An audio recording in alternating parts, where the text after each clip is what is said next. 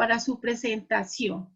Si alguien tiene alguna pregunta, nos puede escribir, nos puede contactar. Tenemos nuestras redes sociales. Toca que me habilites, Dina, por favor. Sí, aquí lo estoy buscando. Y está listo, doctor. Bueno, entonces tenemos el doctor Efraín Gómez, es cardiólogo, director de la Unidad de Cuidados Intensivos Coronarios, miembro del programa de falla cardíaca, trasplante de hipertensión pulmonar de la Fundación Clínica Abbot Chayo, es presidente de la Sociedad Colombiana de Cardiología y uno de los cardiólogos que más amamos en nuestra organización. Entonces, bienvenido, doctor, y el micrófono es todo suyo. Bueno, muchísimas gracias. Gracias, Dina. Gracias, Diana. Gracias también a Migdalia, que hacía rato no la veía. Gracias a ustedes y gracias a la comunidad de pacientes de hipertensión arterial por esa lucha tan importante que han enfrentado y que con tanto tesón siguen enfrentando en el manejo de esta condición. La idea de hoy es tratar de seguir un camino desde el momento de diagnóstico con un caso que, si bien es hipotético, tiene algunas cosas de verdad, pero es un caso hipotético, en el cual vamos a recorrer el camino que seguramente muchos de ustedes han recorrido, pero sobre todo buscando la forma de enseñar puntos muy prácticos que le permitan al resto de las personas y a ustedes mismos conocer el camino en el tratamiento de los pacientes con hipertensión arterial pulmonar. Este es el caso de una paciente de género femenino, profesión secretaria de 58 años de edad, no tiene antecedentes de nada. Y 6 meses atrás inició con una sensación de ahogo. Esa sensación de ahogo fue evolucionando en una forma progresiva y llegó a una clasificación de la clase funcional 2. Ahorita les muestro cómo es más o menos esa clasificación. Presentaba adicionalmente debilidad y dolor torácico al esfuerzo. Tuvo múltiples consultas y nunca se le interpretó nada y probablemente se pensaba que era algo psicológico, como pasa muchas veces. De hecho, el diagnóstico, desde el momento en que inician los síntomas, al diagnóstico es más o menos en promedio 2 años y medio a 3, en el que se identifica que realmente tenía diagnóstico de hipertensión pulmonar. Y hoy sabemos que la identificación temprana del diagnóstico de hipertensión pulmonar nos permite hacer intervenciones más tempranas que nos ayuda a mejorar la sobrevida y la calidad de vida de nuestros pacientes. En la consulta se encontró con 110/70, saturando 89, y se le encontró en la auscultación un ruido pulmonar, que es en el foco pulmonar donde puede uno detectar, si uno tiene alto índice de sospecha, una elevación de la presión pulmonar, porque son unos ruidos que uno caracteriza en la auscultación. Se le tomó un electrocardiograma y las fuerzas eléctricas del corazón se iban más hacia el lado derecho, sugiriendo que empezaba ya a crecerse el corazón del lado derecho, y quien lo vio le hizo la sospecha de hipertensión pulmonar. Esta es la clasificación de la clase funcional. Entonces, clase funcional 1, nosotros decimos que es una persona que no tiene ninguna limitación, puede hacer de todo. Clase funcional 2 tiene una ligera limitación, con la actividad por encima de la normal, de la ordinaria, pero se siente perfectamente bien en reposo. O sea, es una persona que sentada en su escritorio no sentía nada, pero cuando hacía una actividad un poco superior a la tradicional, ya empezaba a tener síntomas, y esa es como se clasifica la 2. Clase funcional 3 tiene marcada limitación. A pesar de que se siente bien en reposo, las actividades usuales, como vestirse, como bañarse, como lavarse los dientes, etcétera, le genera asfixia. Y eso lo clasificamos como 3. Y clase funcional 4 es aquel que tiene tal severa limitación que incluso tiene síntomas en reposo. Estando quieto, la persona incluso se ahoga, tiene que estar dependiente todo el tiempo del oxígeno y demás, y esa es una forma de clasificar. Eso tiene importancia desde el punto de vista pronóstico, porque en la medida en que yo tengo una mayor clase funcional, voy a tener un mayor deterioro clínico y un mayor compromiso de la función cardíaca. ¿Cómo se produce la hipertensión pulmonar? Estas son las arterias, aquí está el corazón, y el corazón del lado derecho, que yo señalo acá, le envía sangre a los pulmones. Los pulmones la oxigenan, aquí, y se la devuelven al corazón del lado izquierdo para que él se la mande al resto del organismo. Lo que ocurre realmente es que estas arterias que están aquí se empiezan a estrechar. Y se empiezan a estrechar porque empieza a ocurrir una enfermedad de las paredes de adentro que llamamos endotelio. Estas paredes se empiezan a engrosar y producen una obstrucción. Al producir una obstrucción, hay una resistencia y el corazón del lado derecho tiene que hacer más fuerza para mandar la sangre por aquí. Y eso hace que el corazón del lado derecho empiece a crecer y a debilitarse. Ese es, en términos generales, el inicio de la hipertensión arterial pulmonar. Entonces, primero se estrechan las arterias. Eso aumenta la resistencia de las arterias, que hace que el corazón sea grande. Y ese estrechamiento de las arterias posteriormente hace que el corazón se empiece a crecer, a engrosar y a producir signos de insuficiencia cardíaca del lado derecho. ¿Cuáles son los síntomas más clásicos de un paciente con hipertensión pulmonar? Primero, la falta de aliento en el ejercicio. La persona, mejor dicho, no aguanta nada, se cansa supremamente fácil al inicio. Y recuerdan ustedes que Dina les había comentado que muchos de los síntomas son inespecíficos, lo producen muchas cosas. Incluso la falta de aliento la puede producir desadaptación al ejercicio simplemente. Segundo, con frecuencia las fatigas y el mareo. Se fatigan muy fácil y pueden presentar algún grado de mareo, especialmente cuando están en actividad física. El otro síntoma, que ya es mucho más avanzado de enfermedad, es la hinchazón de las piernas y tobillos, o el estómago. Eso ya significa que hay signos de insuficiencia cardíaca del lado derecho, que hincha las piernas, hincha los brazos, y también hincha el estómago porque acumula líquido. El líquido que yo no puedo mandarle al corazón del lado izquierdo para que lo distribuya en el organismo, se va represando en el lado derecho del organismo y produce esto, ascitis, que es el líquido en el abdomen, crecimiento del hígado con dolor e hinchazón de los miembros inferiores. El otro son desmayos. Estos desmayos más frecuentemente se van a ver en los pacientes después del ejercicio o durante, inmediatamente después del inicio del ejercicio físico. Cuando se aumenta la presión pulmonar en forma aguda durante la actividad física fuerte, se disminuye una caída del gasto cardíaco que produce un colapso y puede producir un desmayo. Estos signos no son signos muy buenos y son signos que realmente son acompañantes de un pronóstico no favorable. Y el otro, la presencia de dolor torácico, es igual. Cuando se aumenta la actividad de ejercicio, la presión pulmonar también se aumenta. Eso genera una disminución de la circulación de la pared del lado derecho del corazón y nos va a producir como una angina de pecho, como si no me llegara suficiente sangre al corazón y me produce un dolor de pecho. Digamos que son los síntomas más clásicos que con frecuencia encontramos en los pacientes con hipertensión pulmonar, pero si ustedes observan, no son específicos de hipertensión pulmonar, lo dan muchas otras cosas más. Enfermedad valvular puede dar desmayo, insuficiencia cardíaca izquierda puede dar hinchazón, fatiga y mareo puede ser desadaptación al ejercicio y el dolor torácico lo puede dar la enfermedad coronaria. Hay 5 grupos de hipertensión pulmonar, porque no todos tienen el mismo tratamiento. Y por eso es una entidad que requiere un abordaje multidisciplinario.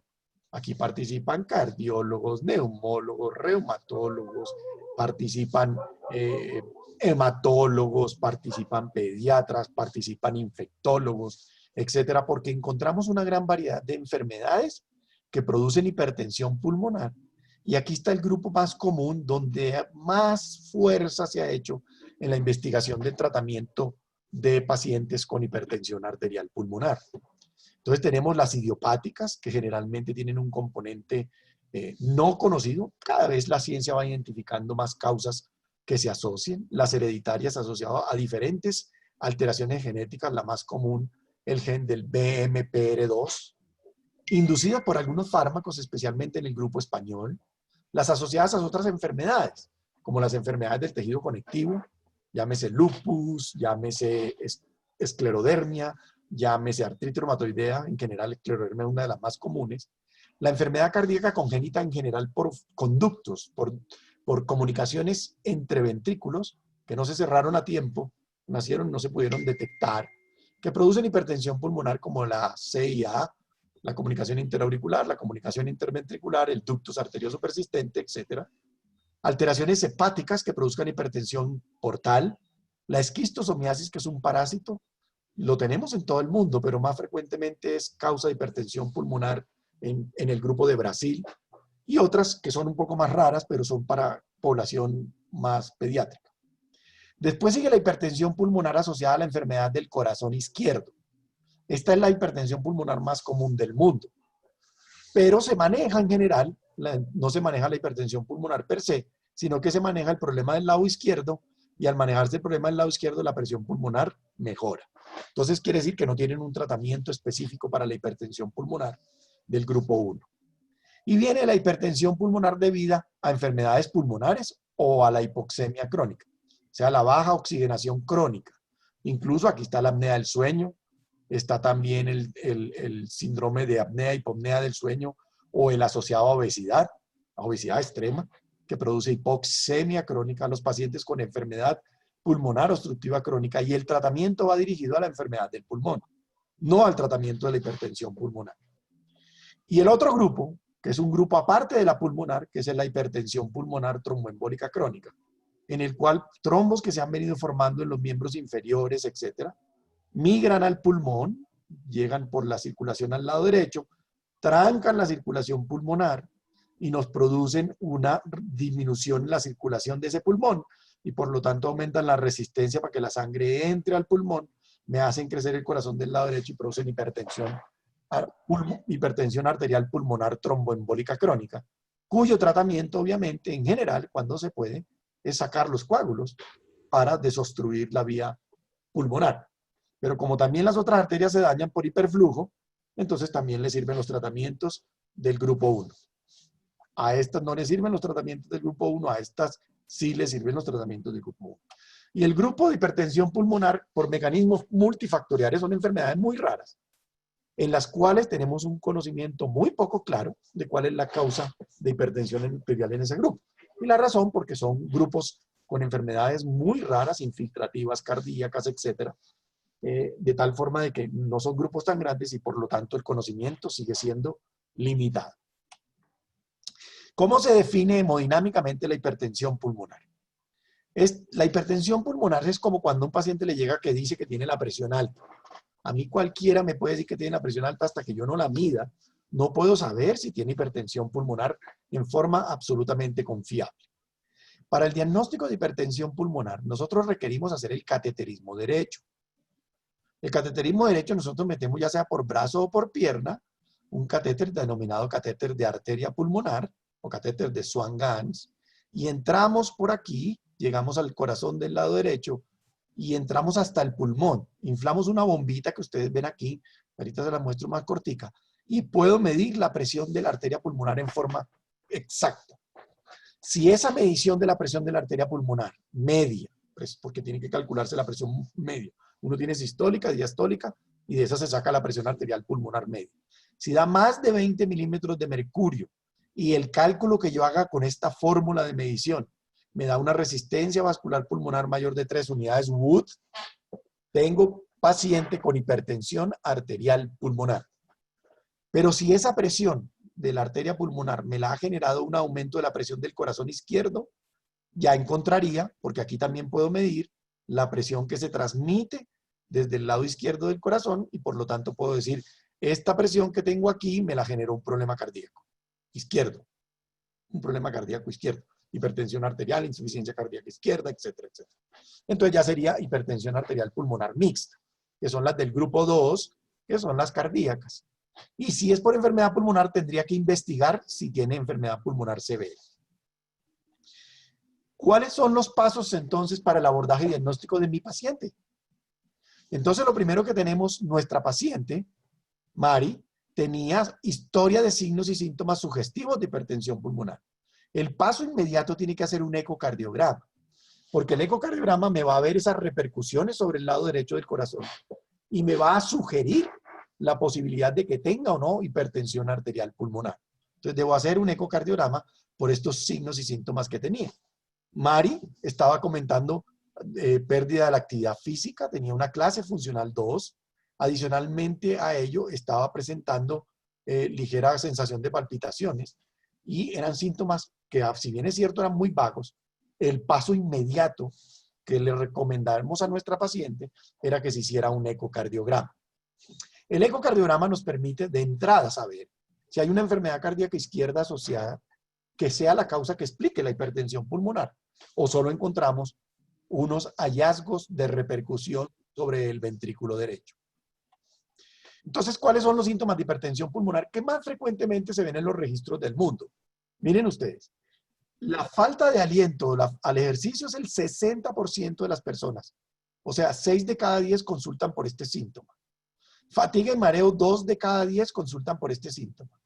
4 de cada 10 consultan por hinchazón de los pies y tobillo. Esto es aterrador, porque cuando un paciente llega a esta condición, ya la enfermedad está más avanzada.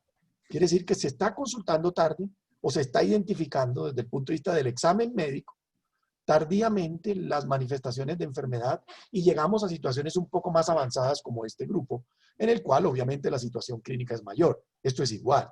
Cuando se presenta desmayo y demás es porque se han pasado muchos síntomas y este ocurre generalmente con el ejercicio intenso, que se hace un pico de hipertensión pulmonar y el dolor de pecho, 1 de cada 2 pacientes consulta por dolor torácico. Estos son del registro, de los registros mundiales, el porcentaje de pacientes con estos síntomas. Cuando ya empieza a avanzar la enfermedad, el corazón del lado derecho se cansa y por eso se hincha. Entonces eso ya se produce una cosa que llamamos nosotros cor pulmonare, o sea, corazón-pulmón. Quiere decir corazón dañado por una alteración pulmonar, que nos va a producir hígado grande, uno lo toca cuando hace el examen, mucho líquido en el abdomen que se llama ascitis, el peso, el líquido está tan acumulado que hay un reflujo hepatoyugular, quiere decir que yo le hago un poquito de apretado aquí al hígado y se le hincha esta venita de acá. Eso se llama reflujo hepatoyugular. Eso es un signo de retención de líquido que demuestra un aumento de la presión venosa interna del organismo. Y obviamente, como está acumulando líquido aquí, líquido acítico, también se le hinchan las piernitas y produce un edema de miembros inferiores muy importante y facilita la presencia de fatiga. Cuando nosotros tomamos el electrocardiograma, encontramos hallazgos que sugieran hipertensión pulmonar. Son hallazgos pues, que son de identificación por parte del cardiólogo o el neumólogo cuando vea. O una placa de toras que nos va a decir, por ejemplo, que las arterias pulmonares que se ven aquí se ven muy gruesas. O que hay signos de retención de aire porque se aplanan los diafragmas. O el corazón del lado derecho, que es este lado, se pone muy grande y empieza a hacer crecer el corazón hacia este lado, etcétera. Entonces son hallazgos que a nosotros desde el punto de vista clínico nos permiten identificar nuestro paciente. Entonces hacemos el ecocardiograma. Y resulta que el ecocardiograma, además de decirme, sí señor, lo que vemos aquí sugiere una hipertensión arterial pulmonar, pero también me permite descartar si la causa sea por una enfermedad izquierda. Porque si es por enfermedad izquierda, listo, empezamos el tratamiento para la enfermedad izquierda. ¿Cuáles son? Hipertensión arterial, hipertrofia del corazón, insuficiencia del bombeo del lado izquierdo, o encuentro un cortocircuito, un rotico acá o un rotico acá que comunica los dos corazones, el corazón del lado izquierdo y el corazón del lado derecho, que en ese caso generarían la hipertensión pulmonar y ya no sería de causa cardíaca, sino de cortocircuito y sería del grupo 1, como ya les comenté. Es la única que viniendo del corazón se trata como una enfermedad del grupo 1. Si hecho el ecocardiograma no encuentro enfermedad izquierda, el paso siguiente es investigar enfermedades pulmonares. Entonces busco enfermedades pulmonares. ¿Con qué? Con las pruebas de función pulmonar. Le hago pruebas de función pulmonar, miro la respiración, le hago estudio de sueño o apnea de sueño y si no encuentro enfermedad pulmonar o si la encuentro, pues el tratamiento será para la enfermedad pulmonar, colocación de oxígeno, etcétera. Y si no, ya descarté 2 grupos. Descarté grupo 2 y descarté grupo 3. Cuando uno ya descarta grupo 2 y grupo 3 como causas de la hipertensión pulmonar, uno pasa inmediatamente a seguir investigando los otros grupos. Entonces hice un ecocardiograma, descarté enfermedad cardíaca izquierda, hice pruebas pulmonares, descarté enfermedad pulmonar como causa de la hipertensión pulmonar en Mari y sigo investigando. Como ya descarté izquierda y derecha, enfermedad derecha, debo hacer un diagnóstico de cuál otra enfermedad me explica la hipertensión pulmonar. No hubo enfermedad izquierda, no hubo enfermedad pulmonar, no. El paso siguiente es hacer una gammagrafía pulmonar. ¿Por qué la gammagrafía? Porque la gammagrafía es el método de elección para detectar trombitos que se hayan ido al pulmón de a poquitos. Se van de a poquitos en meses y años, inclusive, y van tapando las arterias del pulmón poco a poco, las van tapando poco a poco. Esas arterias vienen por aquí por la vena y van llegando al pulmón, las van tapando y producen hipertensión pulmonar tromboembólica crónica. Y en ese caso en particular, la gammagrafía es el método de elección. Si yo detecto que es una hipertensión pulmonar tromboembólica crónica, ya tengo que hacer cateterismo, un angiotac y ver si puedo operarle esos trombos del pulmón, extraérselos y lograrle incluso llegar a la curación de muchos pacientes cuando se logra hacer una excelente trombectomía pulmonar. En eso tiene que hacerse en centros especializados donde hacemos tromboendarterectomía pulmonar. Miren lo que ocurre en una tromboendarterectomía pulmonar. Aquí se ven trombos. Aquí se ven trombos. Todo esto es trombo. Esto que le estoy mostrando en negrito es trombo. Aquí, esta es una arteriografía. Ustedes ven que son las ramitas bonitas todas para acá. Y aquí llega y se amputa completamente. Ya aquí no hay nada de ramitas dibujadas en negro. Aquí hay un gran trombo que tamba toda la luz y que se extrajo en una tromboendarterectomía pulmonar, mejorando la condición del paciente en una forma significativa.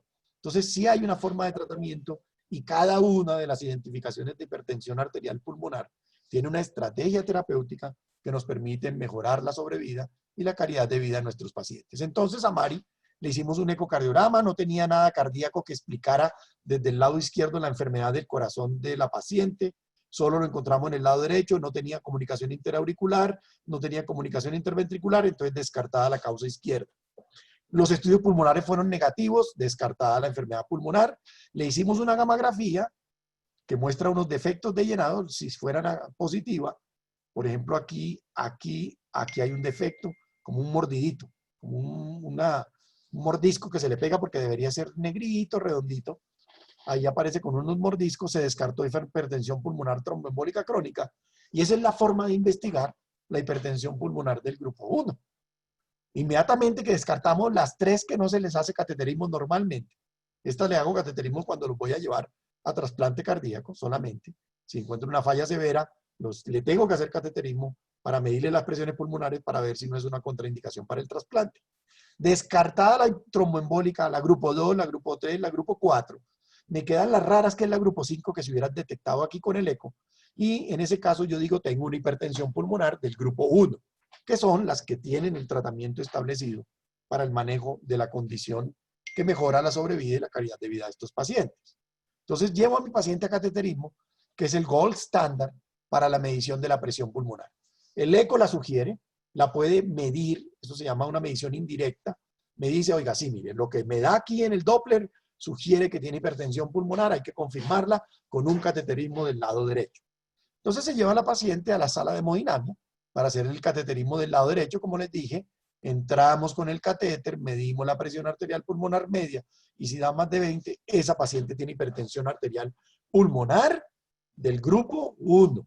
Del grupo 1, porque ya descarté grupo 2, grupo 3 y grupo 4. Entonces tenemos a nuestra paciente que le encontramos una presión arterial pulmonar media de 40 milímetros de mercurio con una resistencia vascular pulmonar de 8, que es mayor de 20 y mayor de 3, lo cual confirma el diagnóstico de hipertensión arterial pulmonar del grupo 1. A esta presión pulmonar, yo tengo que preguntar, ¿esta arteria puede responder a un fármaco que yo le administre por la vía de la vena, que el vaso relaje y se le baje la presión? O sea, el medicamento podría bajarle la presión ya que tengo el catéter y lo puedo medir. Eso se llama prueba de vasorreactividad.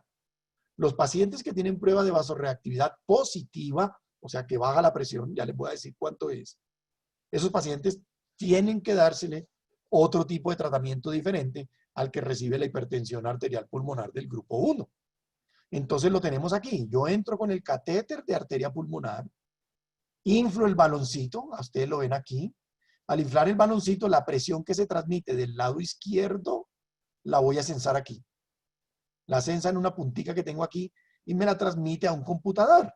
Y me dice, tiene de presión capilar pulmonar menor de 15. Ah, ok, quiere decir que esta presión es normal.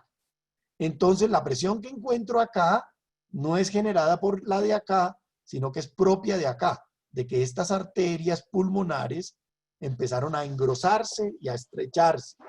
Entonces aquí está el caminito del cateterismo derecho, por donde entramos, a dónde llegamos, y observen ustedes que en estas arterias pulmonares, si están estrechas, y yo descarto la presión capilar pulmonar, porque estos son los capilares, Si la descarto que no viene de aquí la presión, considero que es una presión pulmonar, arterial pulmonar, pre quiere decir de aquí para acá, precapilar, y de aquí para acá es postcapilar. Estos son los capilares pulmonares dibujados en grande, porque esos son bien chiquiticos. Le hago la prueba de vasorreactividad, le aplico inhalado óxido nítrico. El óxido nítrico, ¿qué hace? Que esta arteria se dilate.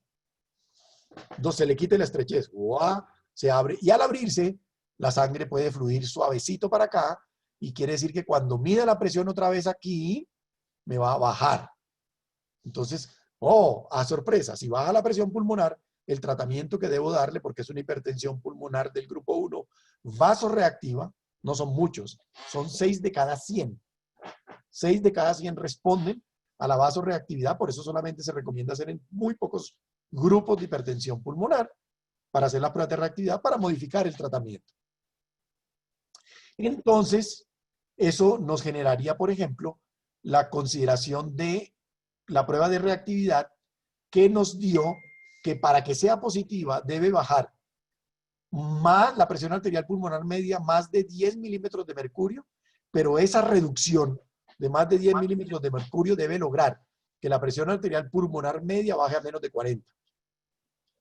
Eso no ocurrió en nuestra paciente. Se hizo la prueba de reactividad y no bajó de 40. Entonces, si baja a menos de 40 milímetros de mercurio, es una reactividad positiva y el tratamiento debe ser con medicamentos que denominamos anticálcicos.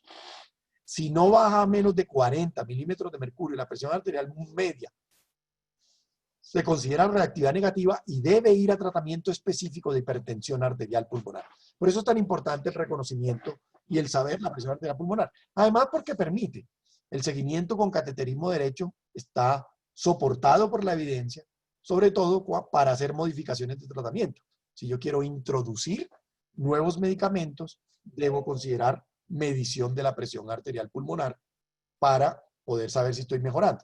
Yo aquí puedo medir la presión arterial pulmonar, la presión del ventrículo izquierdo. Puedo medir con el catéter la presión de la aurícula derecha, que es muy importante como pronóstico. Y puedo calcular lo que denominamos el gasto cardíaco. El gasto cardíaco es la capacidad de enviar sangre que tiene el corazón a toda la economía. Entonces, por decir algo, el gasto cardíaco es 4 o 5 litros por minuto. Si el gasto se cae, quiere decir que mi capacidad de distribuir sangre en el organismo se disminuyó y tengo insuficiencia cardíaca. Entonces, nuestra paciente tuvo hipertensión pulmonar del grupo 1, 40 milímetros de mercurio que no se modificaron con la prueba de reactividad y por lo tanto la denominamos paciente con hipertensión arterial pulmonar del grupo 1 con prueba de vasorreactividad negativa. Inmediatamente que ya digo grupo 1, digo, bueno, pero ¿de qué grupo 1 es? Entonces, ¿será una enfermedad del tejido conectivo? ¿Tiene esclerosis? ¿Tiene esclerodermia? ¿Tiene lupus? Hay que hacer investigación. ¿Recibió toxina o drogas que generen hipertensión pulmonar? ¿Tiene infección por VIH? ¿Es del grupo 5 de enfermedades raras, que ya le hubiera ayudado mucho? ¿Tuvo exposición a esquistosomiasis, a un parásito que produce obstrucción de la circulación pulmonar? ¿Tiene enfermedad cirrótica, hepática, crónica, que produzca hipertensión portopulmonar? ¿O tiene una enfermedad cardíaca congénita, de las que no hacen parte del cortocircuito, que me explique la hipertensión pulmonar? Y si todo esto se descarta, yo ya debo decir que tengo una hipertensión arterial pulmonar idiopática o hereditable, en el cual se pueden hacer en algunos centros especializados la posibilidad de estudios genéticos, sobre todo para dar consejería genética, en algunos de estos casos, para investigaciones posteriores dentro del núcleo familiar. Entonces pasamos al tratamiento de nuestra paciente. Ya la identificamos. Ya dijimos que es hipertensión pulmonar del grupo 1. Y ya tenemos que hacer la consideración, es cómo lo tratamos. ¿Cuál es el camino que yo debo ir de la mano de mi médico para hacer el tratamiento de la hipertensión pulmonar? Entonces hay 3 vías. Cuando las arterias pulmonares se crecen, que yo les había comentado, y voy a devolverme un poco para mostrarles, estas arterias pulmonares se empiezan a engrosar aquí. Se produce una hiperplasia intimal, ya sea por componente genético, porque hay un cortocircuito que aumenta el flujo acá, como si rozara y rozara y rozara y rozara. El roce continuo produce como un callo dentro de la arteria pulmonar. Ese hiperflujo que hay y esa presión aumentada que hay por causa de una hemodinámica inicial o por una información genética, o por una malformación de cortocircuito, nos va a generar un crecimiento de las paredes de la arteria pulmonar y un engrosamiento. Ese engrosamiento nos va a producir la resistencia que les había comentado y esos cambios de hipertensión pulmonar. Eso está ya conocido, que hay 3 vías que contribuyen a generar ese callo, ese engrosamiento dentro de la arteria pulmonar, que es la vía de la endotelina, que es la vía del óxido nítrico y que es la vía de las prostaciclinas. Para todas ellas, la investigación en los últimos 20 años ha cambiado completamente la historia natural de los pacientes con hipertensión pulmonar. Y gracias a ello, hoy tenemos medicamentos que actúan bloqueando esta vía que está súper dilatada, súper aumentada. Esta vía produce mucho crecimiento del endotelio, o sea, del pavimento de las arterias. Lo engruesa y le produce más células y más células y más células, y eso se va formando como una especie de callo, para describirlo muy coloquialmente. El óxido nítrico produce igual, la baja del óxido nítrico produce un crecimiento mucho mayor, y lo mismo que el déficit de el aumento marcado de las prostaciclinas, de alteraciones de la vía de las prostaciclinas, nos genera también un crecimiento y un engrosamiento de las paredes del endotelio, del pavimento endotelial, que nos genera también un crecimiento.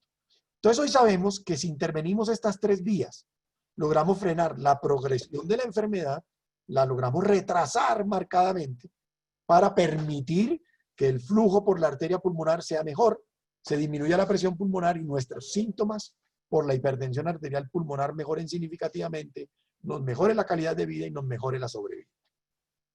¿Cuáles son los medicamentos que tenemos hoy en día para esas vías? Entonces ya tenemos en el mercado, por fortuna, en Colombia. Contamos con prácticamente casi todos. Prácticamente casi todos los tenemos en Colombia. Tenemos del grupo de la vía de la endotelina, el ambrisentan, el bosentan y el macitentan. Por el grupo de la vía del óxido nítrico, para aumentar la cantidad de óxido nítrico, tenemos el sildenafilo, el tadalafilo y el riociguat.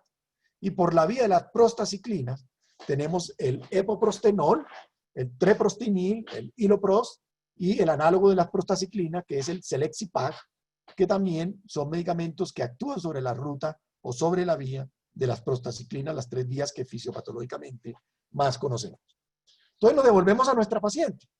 Entonces no tiene signos clínicos de insuficiencia derecha. Ya no llegó con pies hinchados, con el hígado crecido, ni tenía ascitis, ni nada. Sí tenía clase funcional 2, que yo se las comenté.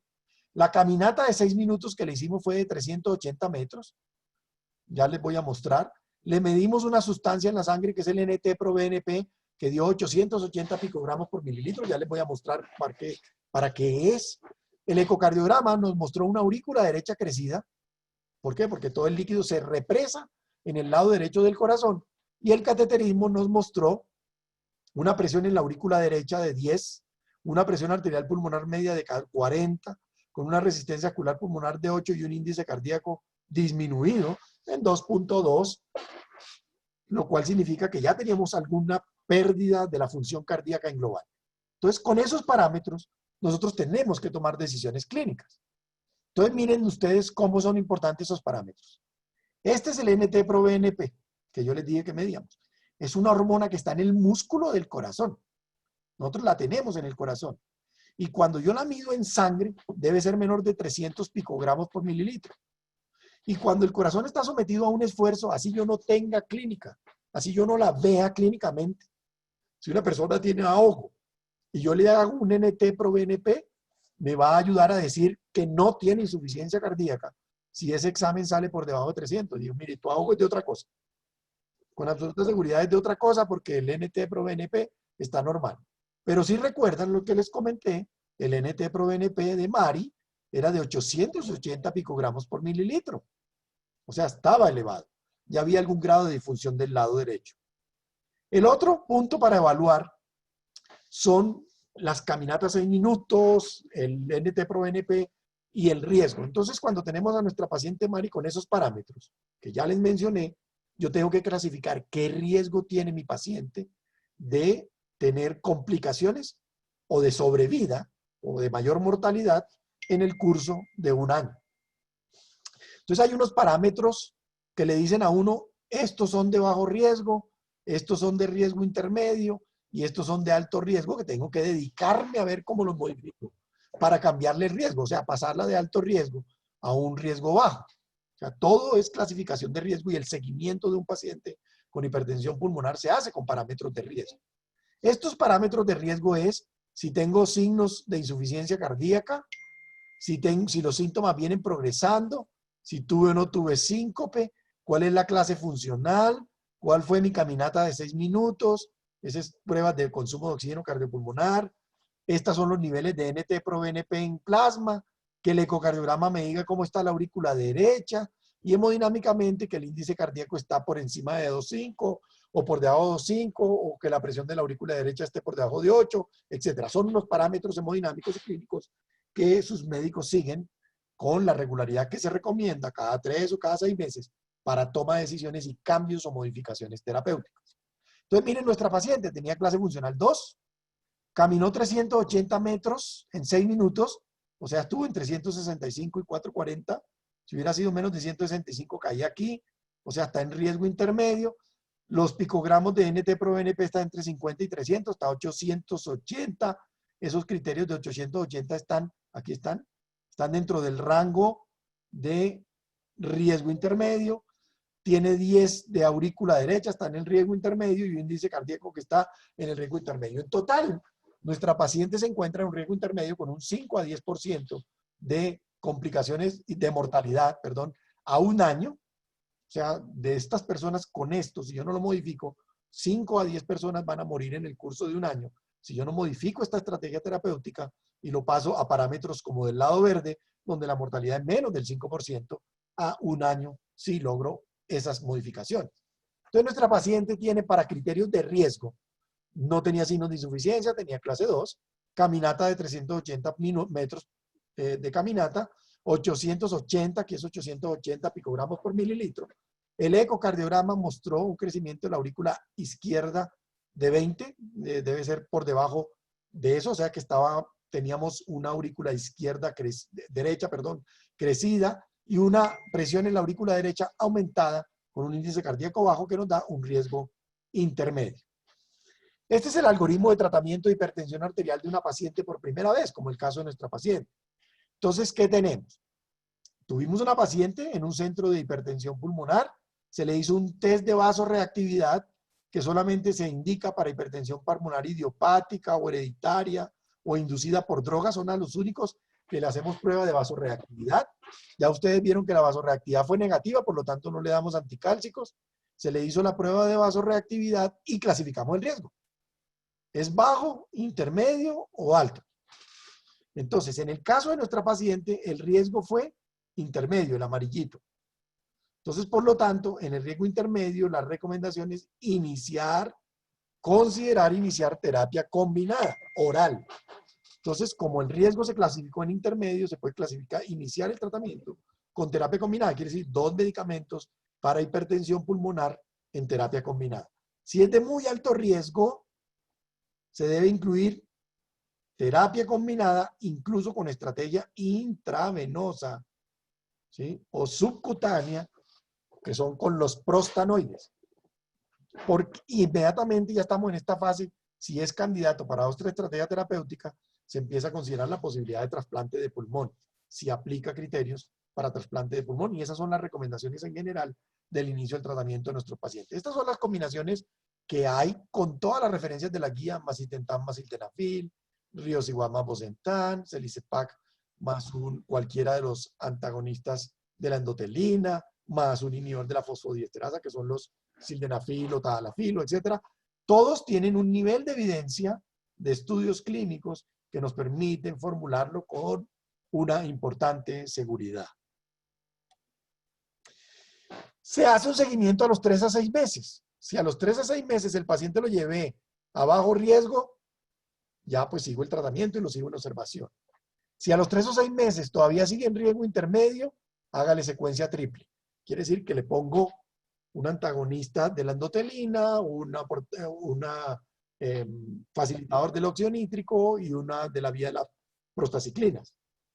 ¿Para qué? Para tratar de frenar la progresión de la enfermedad, porque persistió en intermedio, no mejoró o pasó a alto riesgo. Entonces le doy terapia combinada triple. triple terapia secuenciada. ¿Sí? Y después de la triple terapia secuenciada, en el paciente que siga, con sus síntomas se debe empezar a considerar someterlo a la lista de trasplante pulmonar y ver si se le puede hacer el trasplante pulmonar que le cambiaría también la calidad de vida y la expectativa de vida en este grupo de pacientes de alto riesgo en particular. Entonces tenemos a nuestra paciente, a esta paciente se le inició tratamiento, no tenía antecedente de nada, se le inició tratamiento con medicamentos en terapia combinada, porque estaba en riesgo intermedio, y se le inició un tratamiento combinado, en ese caso fue ambrisentan tadalafilo, está en este momento en el seguimiento en clase funcional 1, su caminata de 6 minutos mejoró, hace 660 metros de caminata 6 minutos, que es del grupo de los pacientes de bajo riesgo. El NT-proBNP bajó a por debajo de 300 a 225 picogramos. El ecocardiograma, la aurícula izquierda se había reducido a un tamaño de 10 centímetros cuadrados y el cateterismo derecho mostró una presión en la aurícula derecha muy disminuida, lo cual es una traducción de la disminución en forma significativa de la presión arterial pulmonar media y logrando un beneficio significativo. En conclusión y mensajes para llevar a casa, la hipertensión arterial pulmonar es una enfermedad multifactorial. Se requiere un alto índice de sospecha para el diagnóstico precoz. Se pasa con muchísima frecuencia y se confunde con otros diagnósticos. El diagnóstico precoz y adecuado permite modificar el pronóstico de la enfermedad de nuestros pacientes. Un adecuado algoritmo diagnóstico nos permite un abordaje terapéutico temprano que va a permitir un impacto en la morbimortalidad. Y para nuestros pacientes con hipertensión arterial pulmonar, siempre tendremos, siempre, una luz de esperanza para la mejoría de su sobrevida y en su defecto para una mejoría muy importante de su calidad de vida. Y sobre todo este mensaje para todos los pacientes de la comunidad de hipertensión pulmonar, que nunca jamás se les apague la luz de la esperanza. Muchísimas gracias. Excelente, doctor. Excelente. Como siempre, usted maravilloso con su ponencia. A mí me gustaría que en este momento, Dari, que es nuestra coanfitriona, les desmuteara a todos, por favor. Yo creo que sabemos que en este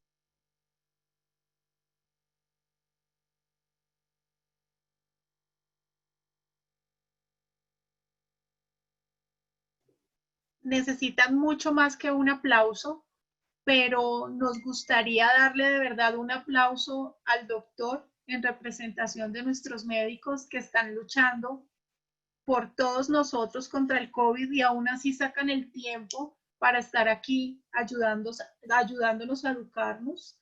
Y siempre han estado para nosotros. Dari, ¿tú nos puedes ayudar a quitarles a todos el silencio? Me gustaría que le diéramos todos un aplauso al doctor. Están todos conectados y miremos. Gracias. Estoy en eso.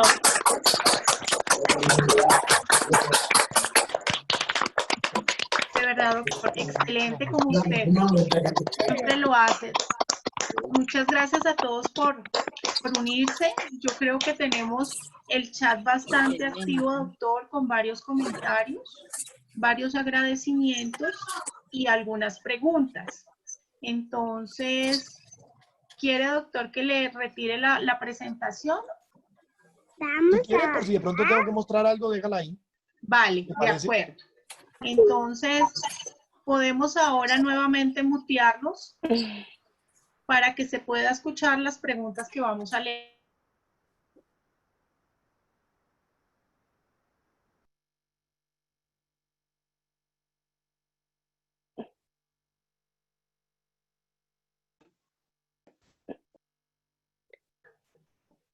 Dina, ¿nos puedes repetir que te silencia a ti también? Perdón. Sí, que les decía que ya vamos a empezar. El doctor tiene un chat súper lleno. Lo están saludando de todos los países de Latinoamérica, lo saludan de todas las ciudades de Colombia.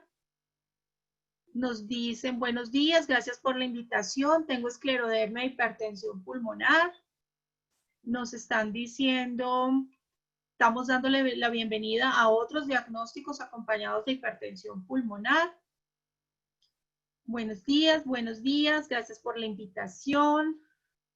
Pili, Diana, Luz Martínez. Acá nos pregunta Luz Martínez. Después de estar medicada, ¿se debe hacer otro cateterismo para mirar cómo vamos? Tomo ambrisentan y sildenafil. Tengo casi todos los diagnósticos que nombró y ya me han hecho cateterismo. Perdóname un segundo, Dinis, es que ella completó su pregunta y hay algunas otras preguntas sobre el tema de los cateterismos.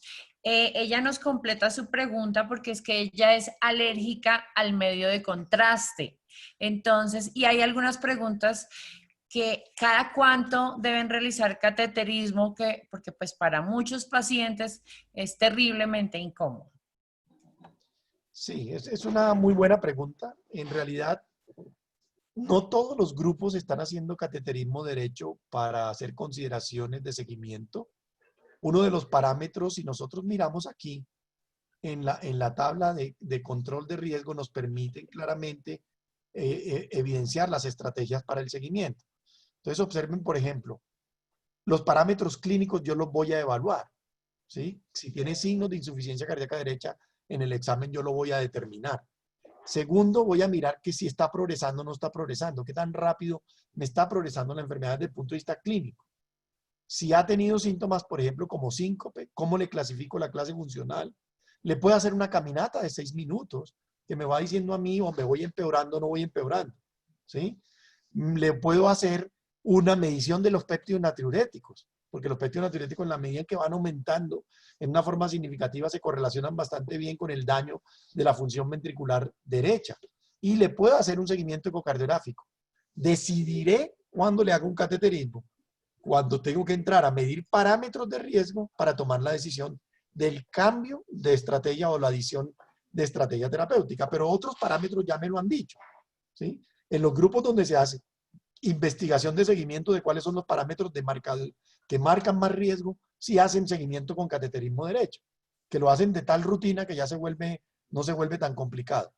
En el cateterismo derecho no necesariamente hay que poner medio de contraste, porque es para entrar a medir, no es para hacer arteriografía pulmonar, no es para meter contraste, de tal forma solo se entra y se mide, ¿ya? Para que pueden estar tranquilos por eso, porque no debe ponérsele contraste normalmente, excepto que va a hacer una arteriografía pulmonar, que ya no estaría indicada hacer más arteriografías pulmonares ni nada, excepto que se va a descartar que se le asoció tromboembolía pulmonar crónica o algo. Pero el cateterismo en muchos grupos no se sigue, primero porque no se hace fácil para todos, pero sí es fundamental medir los parámetros de riesgo.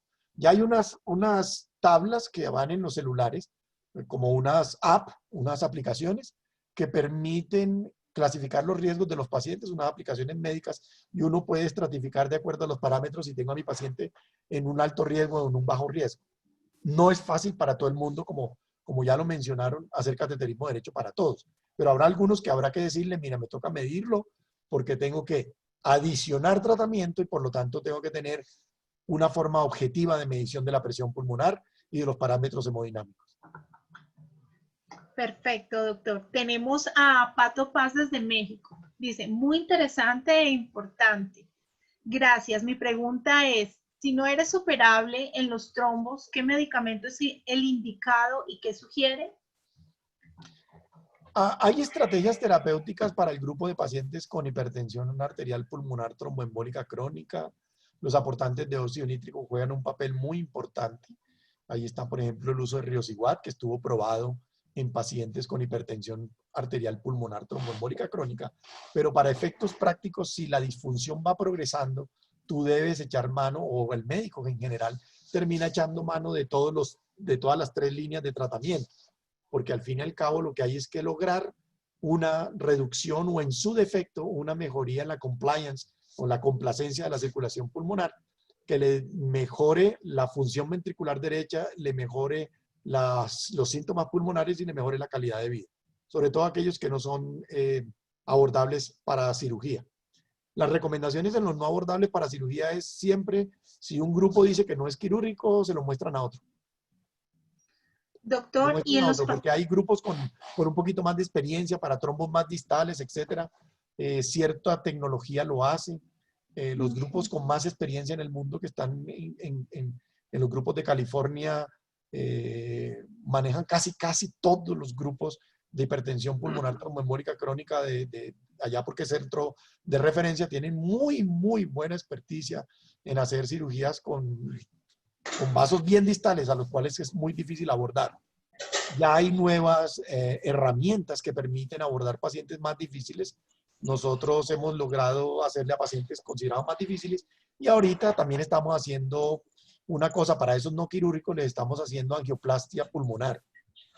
Estamos abriendo vasito por vasito. Correcto, Los abrimos doctor. con cateterismo.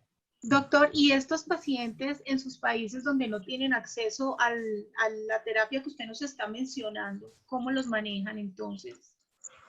Es mucho más difícil. Digamos que por eso es tan importante una comunidad de pacientes, porque uno no alcanza a enterarse de la gran cantidad de personas que por fuera están sin la posibilidad de acceder ni siquiera a una consulta especializada para hipertensión pulmonar. Correcto. Uno no lo alcanza a ver. Desafortunadamente no lo alcanza a ver, porque uno está metido en el centro de referencia y lo que uno ve son los pacientes que llegan allá.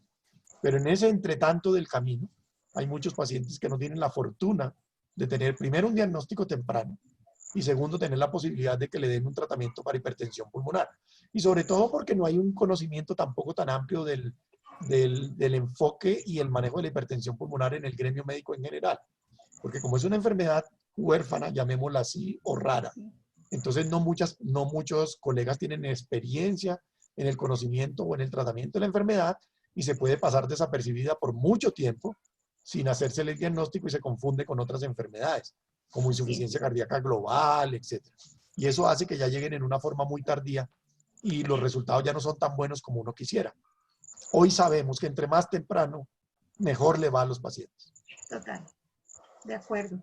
Bueno, doctor, tenemos acá a Liliana de Bucaramanga. Me dice, hoy no me siento muy bien, pero tenía tantas ganas de escuchar al doctor que estoy aquí pegadita escuchando la conferencia. Dice, qué bella, dice, me surge una duda. A mí me diagnosticaron HAP limítrofe con presión de 26 con clase funcional 4 hace 5 años. Los ecocardiogramas, ay, ¿qué pasó? Un momento, ¿ustedes ven la pantalla? No, porque como no la pudimos compartir. Ok, a mí me está, un momento. Te estoy viendo a ti. Ok, yo tengo como intermitencia acá en la pantalla. Dice, hace 5 años, la ecocardiografía ha aumentado, la presión, los dos últimos reportan en 45 y 50. Pero el lado derecho del corazón, y no veo la pantalla, se me está yendo la pantalla, no sé qué me está pasando, la falla técnica. Sigue del mismo tamaño.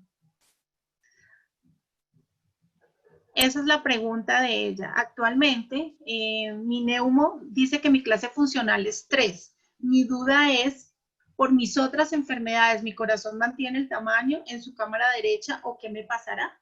Esa es su pregunta. Sí. Si la sintomatología no se parece mucho a los hallazgos ecocardiográficos, es fundamental confirmar otra vez qué presión pulmonar realmente tiene. Porque cuando uno mira la presión arterial pulmonar estimada por el ecocardiograma que le están dando, es casi la que nosotros vemos a la altura de Bogotá, en la mayoría de las personas, sin que necesariamente tengan hipertensión pulmonar. Entonces es muy importante volver a reconfirmar los hallazgos para estar seguro de que si hay una verdadera hipertensión arterial pulmonar, incluso con pruebas de reactividad, porque tu clase funcional, la clase funcional es demasiado deteriorada para los hallazgos que se encuentran en los hallazgos ecocardiográficos. Entonces no le queda a uno como clara correlación entre los hallazgos ecocardiográficos y clínicos. Entonces sí sería bueno que tu médico volviera a revisar o se hiciera nuevamente un cateterismo derecho para confirmar esos hallazgos.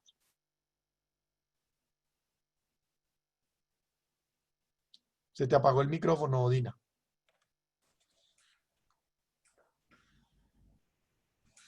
Doc, sigamos con otra pregunta mientras Adinita Listo, se Diana. arregla ahí. Dale. Doctor, alguna vez me hicieron cateterismo izquierdo y usted ha hablado solo de cateterismo derecho.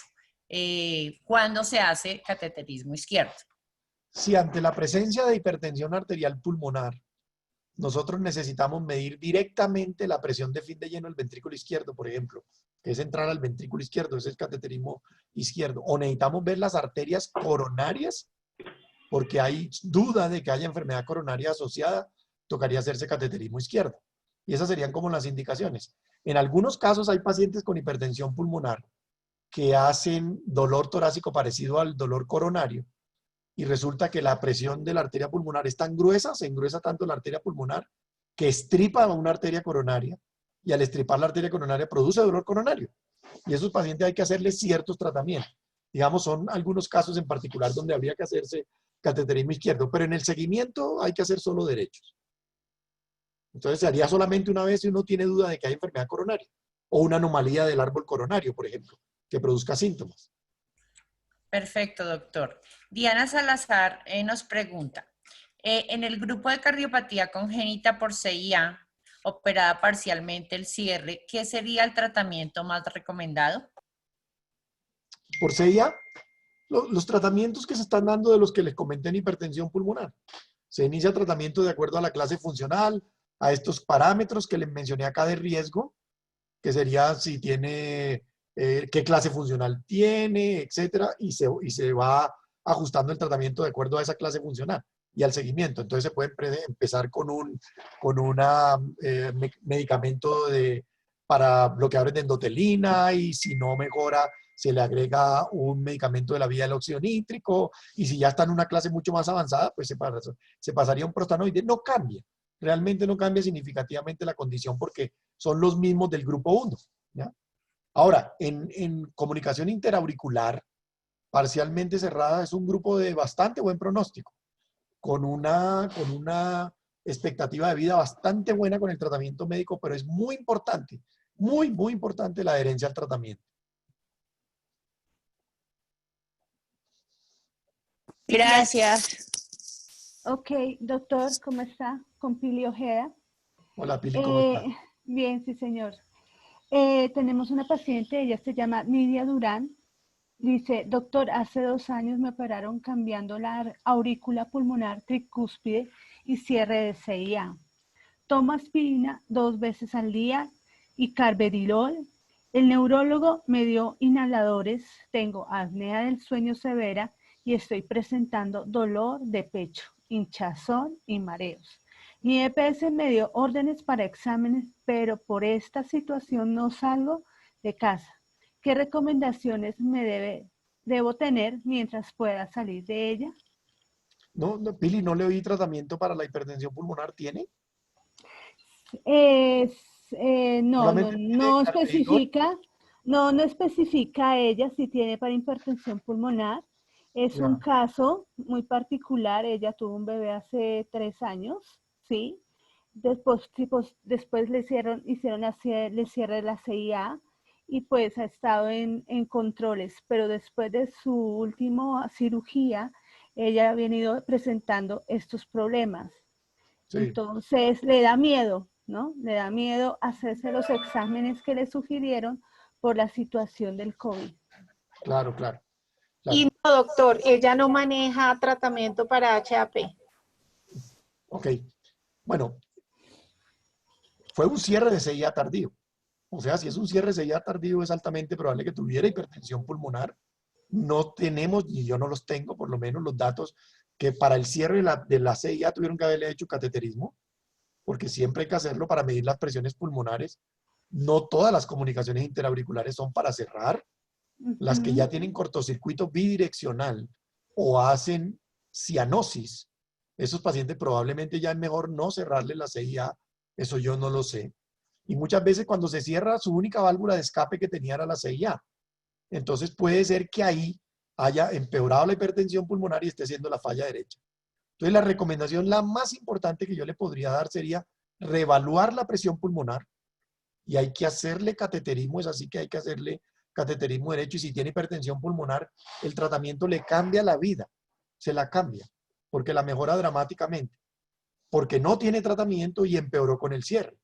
Cuando uno no tiene tratamiento y le empeora con el cierre, uno lo que debe sospechar es que el flujo no está pasando bien del lado derecho al lado izquierdo, porque tiene hipertensión pulmonar secundaria a la comunicación interauricular de larga data, que esa es una causa, y al cerrarla empezó a empeorar la hipertensión pulmonar. Entonces, la recomendación que yo le haría, muy respetuosamente, sería que volviera a hablar con el médico o que fuera a cardiología, que le hicieran un cateterismo derecho y confirmaran la presión pulmonar para poder iniciarle un tratamiento. Entiendo la situación de ahora, pues que se le vuelve un poquito más difícil y no podría darle una indicación terapéutica sin mediciones, porque es que eso es como tratar a un hipertenso y que no le midió la presión. Mil gracias, doctor Efraín. Bueno, mi nombre es Dari Farfán, pero aquí Catherine Cantero nos hace una pregunta. Buenos días, mi diagnóstico es hipertensión pulmonar idiopática y soy tratada con sildenafil y Bosentan. Quiero saber cuál de estos medicamentos me produce mucho dolor de cabeza, ya que son frecuentes. Sí, el que más frecuentemente le puede producir dolor de cabeza ahí es el sildenafil. El sildenafil tiene un efecto vasodilatador poderoso. Se sabe que está actuando precisamente porque está produciendo el dolor de cabeza. Y en muchos casos, dependiendo de la condición clínica, lo que uno puede recomendar es lograr disminuir la dosis a la menor o a la mayor tolerable que pueda. Y si no, considerar con su médico el cambio de medicamento a otro del mismo grupo de la vía del óxido nítrico, que también dan dolor de cabeza. Casi todos los que tienen efecto vasodilatador producen cefalea. Y llega un momento en que lo toleran un poco más, pero no todos lo logran. De hecho, le debe estar dando dolor de cabeza, ardor en los ojos, flujo nasal, como si fuera una moqueaderita, etcétera, irritación en los ojos, como ojos inyectados, etcétera. Todos esos son síntomas que le puede dar el uso de sildenafil o tadalafil. Pues a mí me dejó de dar muchísimo dolor de cabeza. Tomaba el Bosentan, digamos, a las 7 de la mañana y el sildenafil una hora después. Porque si los tomo al tiempo, es una bomba se en mi potencian, cabeza. también es cierto. Sí, señor. Sí, señor. También es absolutamente cierto, se potencian, entonces los pueden separar para que no haya efecto pico. Y es que el sildenafil da efecto pico. Da pico de elevación en la sangre de niveles y después da nivel valle. Entonces, a veces el tadalafilo da menos pico, porque el tadalafilo arranca muy bajito y da un pico más largo, más sostenido. Entonces, también puede ser otra estrategia cambiar a tadalafilo. También es una recomendación no tomarlos al tiempo porque bajan Sí. la presión arterial. Entonces, es mejor dejar un espacio como nos sugiere dar. Cierto es. Sí, señor. Se perdió. Bueno, Doc, tenemos 3 de app. 3, 2, Sí. 1, Dianita, que no se te escuchó. Sí, doctor, Diana, repítelo, nos por favor. preguntan por privado, ¿qué experiencia tenemos de Selexipag en Colombia? Solamente la de los estudios clínicos, ¿no? Hay pacientes que se están llevando en estudio clínico. Yo personalmente no he utilizado Selexipag aún, entonces no puedo hablarle de experiencia con esa molécula, pero es muy prometedora porque los estudios clínicos mostraron beneficios muy interesantes. Entonces, yo creo que es cada que tenemos una herramienta nueva para ofrecerle a nuestros pacientes, no vemos la hora de poderla usar para poderle traer beneficio. Sí, de acuerdo, doctor. Tenemos varias preguntas. No sé cuánto tiempo usted tenga para ayudarnos a responder otras. Dele. Vale, Uy. acá tenemos a Karen del Día Carmen. libre. Dice, doctor, gracias por esta oportunidad. Mi pregunta es, no me han definido qué clase de hipertensión pulmonar tengo, pero ahora, gracias a usted, sé que es de origen pulmonar, ya que presenté apnea del sueño. Me programaron cateterismo y ella por época de COVID no le han podido hacer el cateterismo. ¿Están realizando ustedes cateterismos en la clínica Chayo, doctor? Sí, en realidad estamos atendiendo las urgencias y casos programados que sean de prioridad, porque es que tener COVID no excluye que las otras personas no tengan el derecho también a la atención en salud. O sea, no todo es COVID. Desafortunadamente estamos en un porcentaje inmenso de pacientes con el COVID-19 y estamos atendiendo en un porcentaje altísimo esta pandemia, pero también estamos atendiendo en el área cardiovascular con todas las medidas de bioseguridad que requerimos. Entonces yo todavía sigo recibiendo los infartos, los pacientes con hipertensión pulmonar y falla cardíaca derecha los estoy recibiendo en la unidad, los pacientes con bloqueo, en fin, con las enfermedades que existen. Ellas no van a desaparecer porque tenemos COVID. Entonces lo estamos haciendo, de hecho estamos atendiendo infartos y todo. Pues si hay más temor y lo que se pueda posponer mientras pasamos el pico se hace. Me preocupa lo de la apnea del sueño porque si bien es cierto la apnea del sueño produce hipertensión pulmonar, no la produce en el grado tan severo como todo el mundo la quiere pintar. Entonces hay que ponerle cuidado y no achacarle solo a eso. Yo no estaría tan convencido hasta que no investigara a fondo. Siempre hay que hacer el algoritmo de la forma que nosotros lo hacemos. Así le digan a uno, mire, es que tiene apnea del sueño. La apnea del sueño la sufre, yo diría que casi que 1 de cada 2 mayor de 50 años. Entonces estaríamos llenos de hipertensión pulmonar. No, sí la produce, pero no en un grado de severidad que produzca como la falla ventricular derecha y demás. Entonces, no se confíen mucho, investigar, porque puede ser una tromboembólica crónica que es muy larvada, por ejemplo, y se parece. Tener apnea del sueño no quiere decir que yo no pueda tener embolía pulmonar crónica. Tener apnea del sueño no quiere decir que yo no tenga una CIA no descubierta. Tener apnea del sueño no significa que yo no pueda tener otra patología diferente y que explique la hipertensión pulmonar. Las da, pero no tan severas como para que sea la causa que lo explique y punto y chao y para la casa. Investigar siempre manda. Doctor, en esta época de pandemia, ¿sí? Los pacientes, nos han llegado muchos pacientes nuevos donde por la época no les han podido hacer confirmación de diagnóstico para tenerlos en la clasificación adecuada y así poderlos medicar. Entonces, a este grupo de pacientes que están en esta etapa, además están ansiosos porque necesitan y saben de la importancia que entre más temprano empezar el tratamiento es mejor, ¿qué les podríamos decir entonces? No, hablar con los grupos donde se sigue trabajando y los programas donde se sigue trabajando este tipo de investigación y determinar el nivel de urgencia para la programación.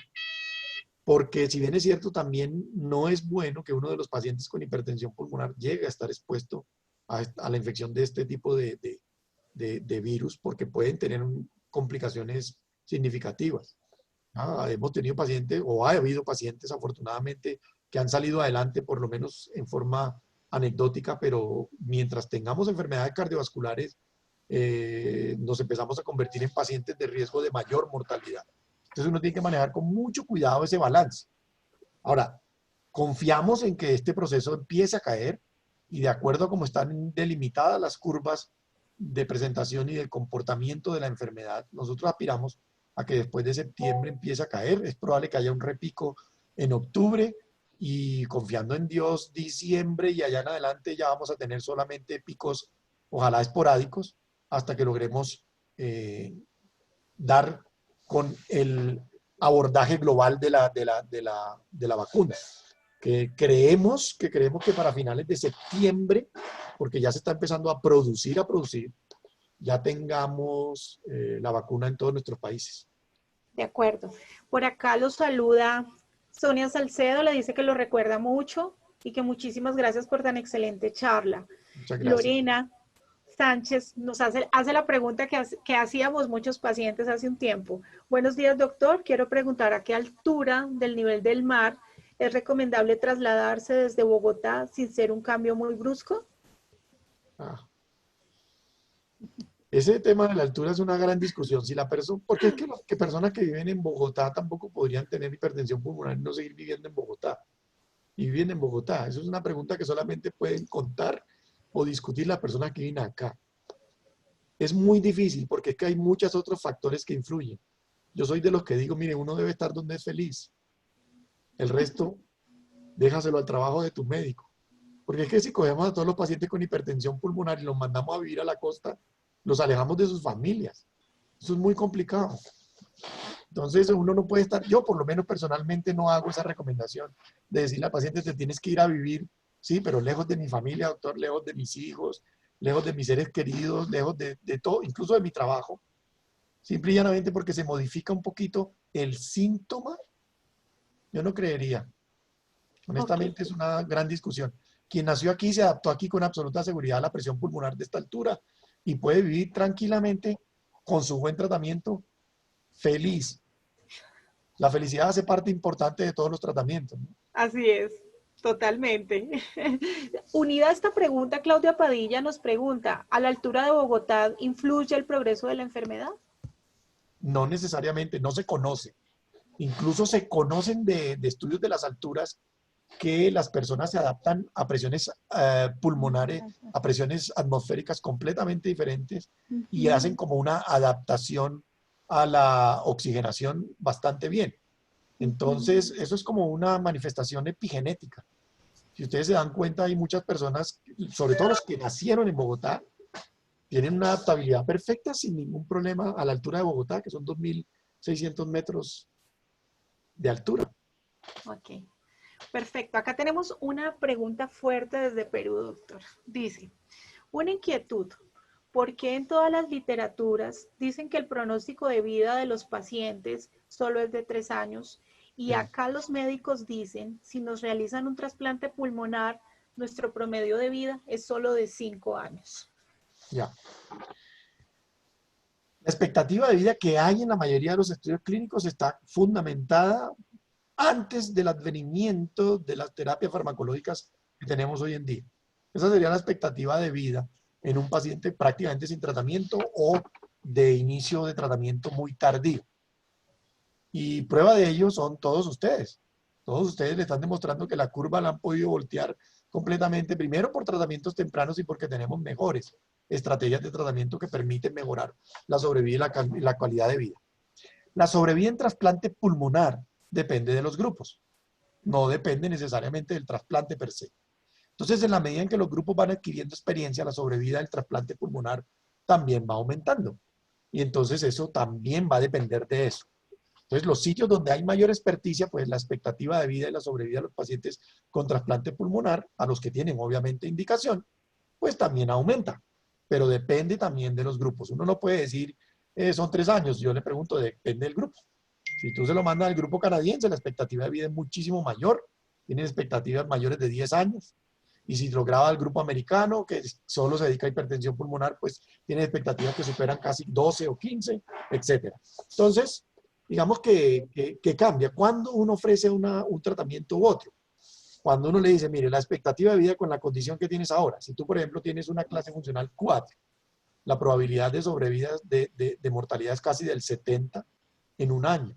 Entonces uno le dice, bueno, el trasplante pulmonar te da una expectativa de vida de 70 a 10, por ejemplo, un ejemplo hipotético. Uno cambia, ¿sí? Cambia porque uno ya busca son expectativas de vida porque es una enfermedad incurable. De acuerdo. Bueno, doctor, por acá Luis Vargas tenía una pregunta acerca de su BNP, un valor de referencia. Dice 10 pg/ml 0 a 100. No he podido tener la cita para que me digan estos resultados. ¿Cuánto tiene? Dice BNP menor que 10 pg/ml o a 100 pg. Eso nos escribió. Pero ese es el de referencia. ¿Cuál es el dato de él? El dato de él, sí. No lo pone. Luis, si quieres, puedes poner tu micrófono. ¿Tienes el resultado? Si quieres lo buscas. Yo voy leyendo aquí una pregunta de Alicia de Perú. Dice, como lo percibo, parece que me hubiera dado el dato de referencia. Exacto. Sí, yo pienso igual, doctor. Vamos a esperar si tiene el dato para que no lo dé. Yo le voy a leer 3 preguntitas más para que culminemos. Nos dice Alicia de Perú. ¿Qué tan recomendable es cambiar el Lilopros por Celexipac, teniendo una terapia de sildenafil, bosentan y Lilopros, donde se ha mejorado la capacidad funcional, pero hemodinámicamente los números no han mejorado mucho? ¿Hipertensión idiopática o se debería buscar un tratamiento más agresivo? Sí, en términos generales, la agresividad del tratamiento es directamente proporcional al empeoramiento de la condición y de la clase funcional. Entonces ya ahí tendría que hablar con su médico sobre comodidad de tratamiento, porque obviamente se le vuelve más cómodo si pasase a Celexipac, pero en intensidad de tratamiento, la terapia con prostanoides, ya sea por vía subcutánea o por vía intravenosa, es la terapia más potente con una eficacia bastante marcada para reducir la condición clínica en una etapa funcional. Pero eso va a depender mucho más de parámetros clínicos que otra cosa. Entonces tiene que hablarlo de parámetros clínicos y de la persona misma, ¿no? Porque si está en clase funcional muy buena, en general nosotros no hacemos cambios de tratamiento si ha tolerado el tratamiento, si no ha tenido complicaciones, si con la terapia con la que viene está en clase funcional buena, no cambiamos tratamiento. De acuerdo. Acá nos pregunta JL, doctor, ¿en qué clase funcional debería idealmente iniciarse el prostanoide? Cuando uno le pregunta a los médicos por ello, dicen que hay que esperar a estar peor. En realidad, si miramos el comportamiento de la guía que yo les mostré, y esa es la guía aceptada internacionalmente. Primero, si usted arranca con alto riesgo, ¿ahí la están viendo? Sí. Sí. Bueno, si ustedes arrancan con alto riesgo, ustedes deben arrancar que incluye terapia intravenosa, ¿no? Ahí entran los prostanoides por vía intravenosa o por vía subcutánea o vía parenteral, como llamamos. Entonces es paciente de alto riesgo. Quiere decir, cuando cumplamos estos parámetros clínicos de alto riesgo. ¿Cuáles son? Que tenga signos de insuficiencia cardíaca, que tenga síncopes a repetición, que tenga caminata de 6 minutos menor de 165 metros, que tenga unas presiones en aurícula derecha mayor de 14 milímetros de mercurio, por ejemplo, o que tenga un NT-proBNP marcadamente elevado con una clase funcional 4. Ese paciente es de alto riesgo de entrada. Uno tiene que considerar terapia con prostanoide por vía intravenosa. Eso está establecido. Digamos, eso no es que lo haga una persona, lo haga otra. Eso son las recomendaciones que han demostrado modificar la progresión de la enfermedad. Entonces, y cuando le dicen sí, cuando esté peor, sí, pero hay que decirle cuando el riesgo sea mayor. No necesariamente cuando esté peor. Porque yo les voy a poner un ejemplo acá. Aquí yo puedo tener casi nada de síntomas, por ejemplo, pero puedo tener unos parámetros hemodinámicos muy malos. Yo debo empezar en terapia intravenosa, por ejemplo, que estuviera aquí, no tengo signos de falla cardíaca, no he hecho síncope, mi clase funcional es 3, pero tengo un parámetro de alto riesgo, por ejemplo, en el cateterismo, él debería considerarse, dársele la prioridad al puntaje de los criterios de alto riesgo y considerar terapia con prostanoides. Entonces, mira que varía, pero el que más le permite a uno la toma de la decisión es los criterios de riesgo. Use la tabla que quiera. ¿Sí? Puedo utilizar la APA americana del Reveal o puedo utilizar la del score de la guía europea, que es este que les mostré, que es el de la guía europea. Cualquiera de esos parámetros le da una orientación clínica a decidir cuándo toma su paciente. Si yo tengo un paciente en riesgo intermedio, como la paciente anterior que estaba ahí, en riesgo intermedio, y empeora mi cuadro clínico, yo tengo que considerar automáticamente que le debo agregar un prostanoide, porque yo ya venía recibiendo una terapia con medicamentos del grupo de las inhibidores de la endotelina, de la vía del óxido nítrico, ya tendría que pasar a un prostanoide, o de la vía de las prostaciclinas. Excelente explicación, doctor. Acá tenemos a Luis. nuestra fisioterapeuta y paciente Luz Osorio. Dice, buenos días, doctor. Mi último cateterismo fue en febrero y la presión arterial media de la pulmonar es de 81. Y tengo una CIA. Tenía antes diagnóstico de hipertensión arterial pulmonar idiopática, pero ahora es severa por CIA tipo seno venoso. Pero sin embargo, yo no me siento que sea tan severa. No se siente tan mal. Ajá, correcto. Ya, lo que pasa es que ahí la presión pulmonar puede estar un poquito enmascarada porque tiene una anomalía congénita. Y es más, yo creería que no es una hipertensión arterial pulmonar idiopática. No. Un drenaje venoso anómalo que le generó eso. Eso es como tener una CIA grandotota. Y muchas veces los pacientes con hipertensión idiopática se les vuelve permeable el foramen oval porque se va agrandando la aurícula y entonces se le forma como un orificio, como una CIA, que aparentemente no tenía, comillas, pero resulta que es por una megaurícula que se le abrió el foramen oval. Entonces queda formándose como una CIA. Pero si tiene un drenaje venoso anómalo, vale la pena que revisen bien en detalle eso para ver consideraciones desde el punto de vista quirúrgico, si es reactiva o no, y las pruebas de pulmonares se las tienen que hacer probablemente con otra técnica diferente que no sea la técnica de medición directa, sino con una técnica de medición como la técnica de FIT y demás. Pero tiene un buen tratamiento. Este grupo de personas de verdad tienen tratamientos bastante favorables. Yo tengo una paciente con una CIA, se le cerró la CIA por hipertensión pulmonar y le puse tratamiento para hipertensión pulmonar y curiosamente, unos años después yo veía que no mejoraba y no mejoraba y no mejoraba. y seguía el ventrículo derecho grande y le hicimos una investigación adicional con un resonador y le encontramos que tenía un drenaje venoso anómalo que no se le había visto, asociado a la CIA. Y obviamente, ya tiene 80 años, no le voy a hacer cerrar nada. No. La voy a seguir tratando como está regia, y yo creo que mi Diosito, ya si decide llevársela para el cielo, se la va a llevar en buenas condiciones y no con una cirugiota demasiado grande a esa edad. ¿Quién tiene un micrófono abierto? Por ahí le está sonando el teléfono. Luis, te tenemos con el resultado del BN que preguntabas. Sí, ya tiene el resultado, ya lo envió. Bueno, ya lo leemos. Terminamos acá con una pregunta importante de Wilson Beltrán, doctor. Dice, buen día para todos. Tengo hipertensión pulmonar tromboembólica crónica. El cirujano cardiovascular me dijo que no era candidato para endarterectomía pulmonar, ya que mis trombos están recanalizados y que por ese motivo la descartaba, que me tocaba continuar manejo con Riociguat, Ambrisentan, Rivaroxaban. ¿Será posible candidato para angioplastia?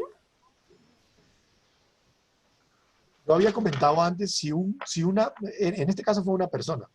Nosotros jamás en la clínica tomamos decisiones por una persona. Siempre va a grupo. Siempre es siempre. ¿Por qué? Porque 5 piensan mejor que uno. Entonces yo, primer principio, o sea, así yo esté convencido, yo hablo con mis colegas y discutimos todas las opciones para tomar la decisión y es la recomendación del mundo. Debe ir a un grupo que tenga experticia en endarterectomía pulmonar. De tal forma que esos grupos que lo hacen revisan todas las imágenes otra vez y consideran, si no es candidato para tromboendarterectomía pulmonar, se puede considerar para angioplastia, sin duda. O sea, siempre debe buscarse una opción porque es que, ¿por qué se insiste tanto en la hipertensión pulmonar tromboembólica crónica? Porque es la única curable. La única. Entonces, por eso se insiste tanto en buscar opciones con el que sea. Con el que sea. Si hay un grupo que le dice, mire, nosotros podemos sacarle esos trombos, ofrézcanle la opción siempre y cuando sea un grupo con experticia. Nosotros ya estamos alrededor de más de 60 pacientes operados de tromboendarterectomía pulmonar con unos resultados muy buenos. Y hay grupos también otros en Colombia que lo están haciendo muy bien. Entonces, de tal forma que tienen que buscar un grupo que le conteste la pregunta, como si fuera una junta. Porque puede tener opciones. Eso nunca se debe perder la esperanza. Así es. Y eso es lo que más nos gusta a nosotros desde la organización. Sembrar la esperanza, dar un ánimo, hacer toda la gestión, hacer todo lo que esté en nuestras manos. La ciencia hace su otra parte. Así es. Bueno, Sandra nos pregunta, dice, mi hija tiene HP aguda, 17 años, ¿puede ella tener hijos? ¿Qué tipo de hipertensión pulmonar?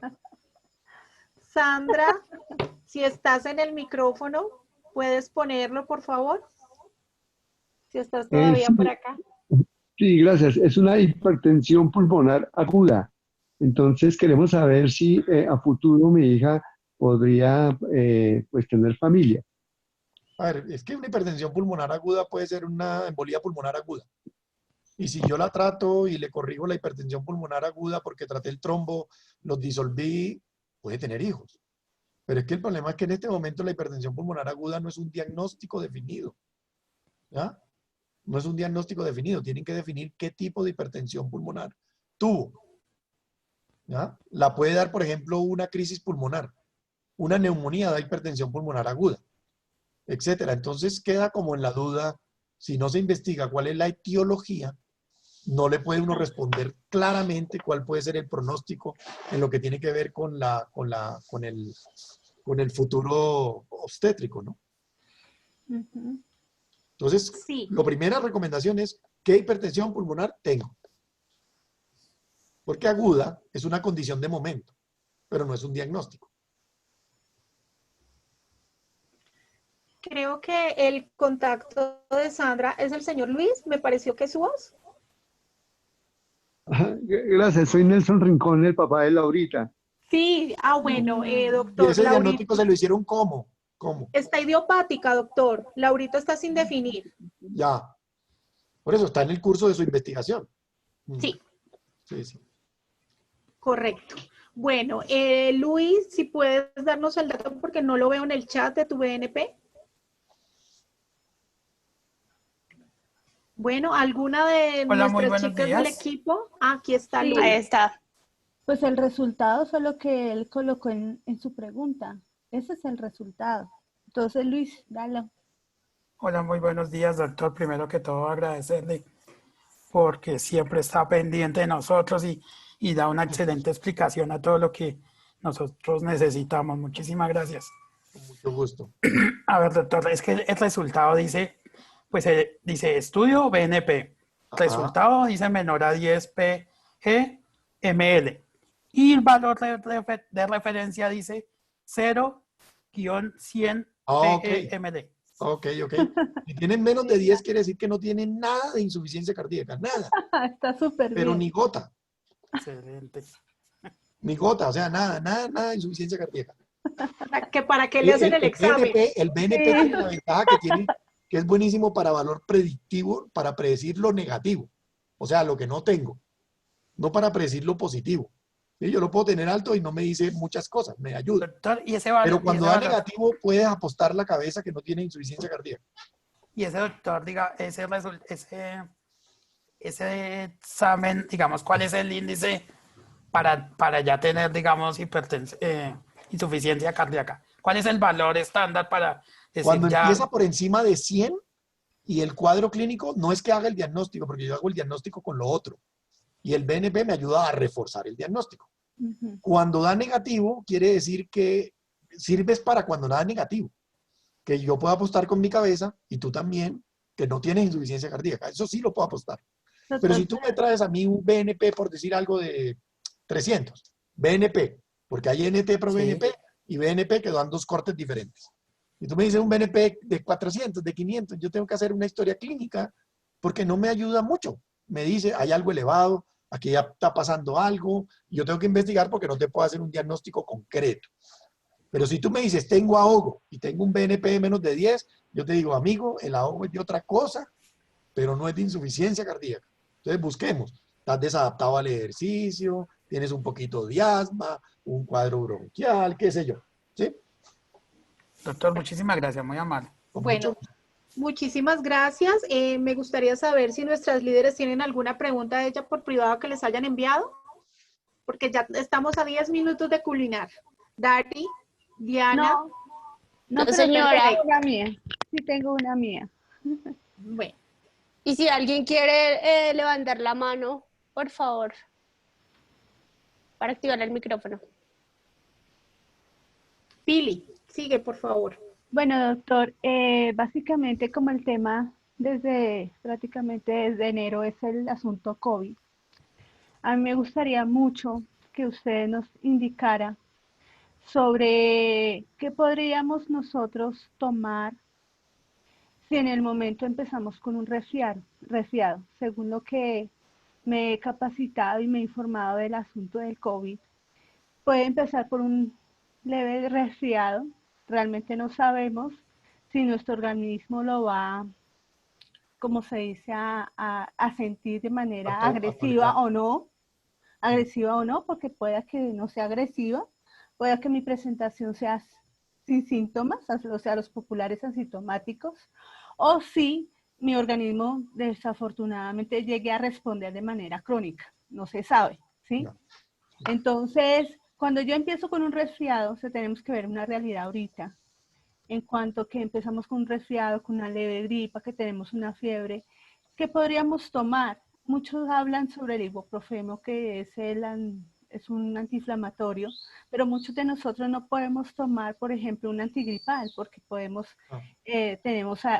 nos da taquicardia. Entonces, ¿qué nos aconsejas tú en esos primeros síntomas de un supuesto COVID? Porque tampoco sabemos si puede ser COVID, puede ser no. Nos hacemos la prueba y está muy largo el resultado. ¿Qué podemos tener como prevención en cuanto a medicamentos basados en nuestra patología, que es sumamente delicada? Sí, mira, en realidad la recomendación es nada. Solamente acetaminofén, de verdad, y vigilar el empeoramiento de los síntomas. Ok. Si empiezan a empeorar los síntomas, que se vuelve más difícil interpretar en ustedes. pero yo creo que las personas con más sensibilidad para detectar disnea son ustedes. O sea, eso sí lo estoy seguro, porque notan los mínimos cambios que de pronto no pueden notar otros, pero son más tolerables. O sea, ustedes toleran más ciertas situaciones de hipoxemia y demás. La medición de la oximetría no les ayuda, nada de eso. No, nos Entonces, lo llevan a UCI de importante una. es, ahorita seguramente ya vamos a tener pronto las pruebas más rápidas, las pruebas de antígeno, que son más rápidas porque esas salen en media hora y podían orientar a los pacientes. Eso es dentro de, yo calculo que antes de este mes, de terminarse este mes, ya se están volviendo más rápidas y se van a hacer en los laboratorios de los hospitales. No se muevan si los síntomas no empeoran, no se mueven para ningún lado, porque no se hospitaliza a nadie que no tenga síntomas importantes, ¿sí? Sino simplemente hospitalizamos a los pacientes de riesgo, que son los que le medimos ciertos parámetros en sangre, con sintomatología clínica, esos los hospitalizamos para poder hacer el seguimiento. Si ni Dios lo quiera, tiene que someterse a intubación. El uso de corticoides para los sintomáticos no está indicado, para los no sintomáticos, sino que está indicado para aquel que empieza a hacer mala oxigenación, que empieza a empeorar la oxigenación y necesita soporte respiratorio, es donde los corticoides han servido. Entonces la gente está usando eso y se lo está colocando y le baja las defensas y le empieza a traer otros problemas y le facilita que el virus antes crezca. Quiere decir que cuando esté en la fase inflamatoria, no en la fase de virus, ahí es donde funcionan los esteroides. Y se le hace una desparasitación porque le vamos a poner esteroides y ahí es donde utilizamos la ivermectina. Pero no es porque estemos utilizándola como tratamiento para el virus. Se cree que tiene un efecto antiviral, pero a dosis demasiado altas, etcétera. Y si la tiene, pues bienvenida, porque pues bienvenida será. Pero en este momento no tenemos evidencia científica que diga que se debe tratar para eso. Entonces la única que tenemos es el soporte. Por lo tanto, nosotros siempre insistimos, y se los puedo asegurar, funciona. Las medidas de aislamiento funcionan. La mascarilla debe tenerse todo el tiempo. Si alguien en la casa de ustedes sale, tiene que salir, tiene que estar dentro de la casa. Ojalá cuando esté en contacto con ustedes, con mascarilla. Con mascarilla. ¿Por qué? Porque es que les baja el riesgo. Segundo, el uso continuo del lavado de manos o la utilización del alcohol glicerinado. Incluso si están trabajando en su computador. Si se sientan a comer, tienen que limpiar las superficies al terminar. Porque la persona que habló, el solo hablar, ya transmite fomites que llevan partículas. Solo hablar. Entonces, todas esas cosas, y quedan en la superficie. Si uno la tocó con la mano y después se la pasó por la cara, es grave. ¿Sí?